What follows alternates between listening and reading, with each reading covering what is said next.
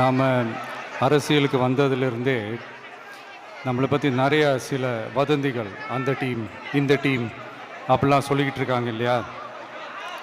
ஆனால் இவர் எந்த டீமும் கிடையாது, மக்களுடைய டீம்,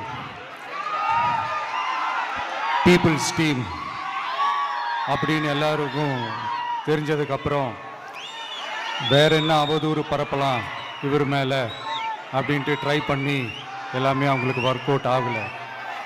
ஸோ கடைசியில் என்ன தான் இந்த விஜயை பண்ணலாம் அப்படின்னு நினைக்கும் போது தான் இந்த கூட்டணி அந்த கூட்டணிலாம் சேர போகிறாரு அப்படின்ட்டு ஒரு பொய்யான ஒரு பிரச்சாரத்தை பண்ணிக்கிட்டு இருந்தாங்க. இந்த நியூஸ் எல்லாம் கேட்டு நீங்கள் கொஞ்சம் கன்ஃபியூஸ் ஆகிருப்பீங்க. அதனால் இங்கே மறுபடியும் ஓப்பனாக தெளிவாக ஒரு விஷயத்தை நான் சொல்கிறேன்.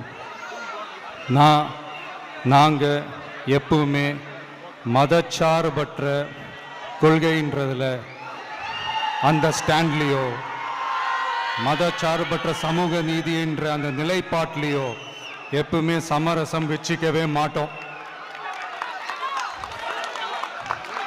நம்மளுடைய தலைமையில தான் ஆட்சி அப்படின்றதுல எப்பவுமே உறுதியாக இருக்கிறோம். நம்மளுடைய முதல் மாநாட்டில் கூட நான் சொன்ன மாதிரி அரசியலில் யாருக்காகவும் எதுக்காகவும் எந்த விதமான ஒரு சமரசமும் நாம் வச்சுக்க போகிறது எல்லாம் அந்த பேச்சுவார்த்தையே கிடையாது. சரிங்களா?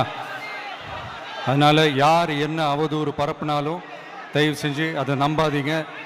எல்லாம் வல்ல இறைவனின் அருளால் நாம் நினைச்ச டார்கெட்டை நம்மளால நிச்சயமா அடைய முடியும்.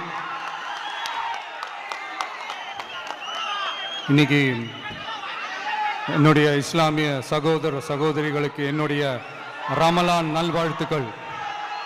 கான்ஃபிடென்ட்டா இருங்க, நல்லதே நடக்கும், வெற்றி நிச்சயம்.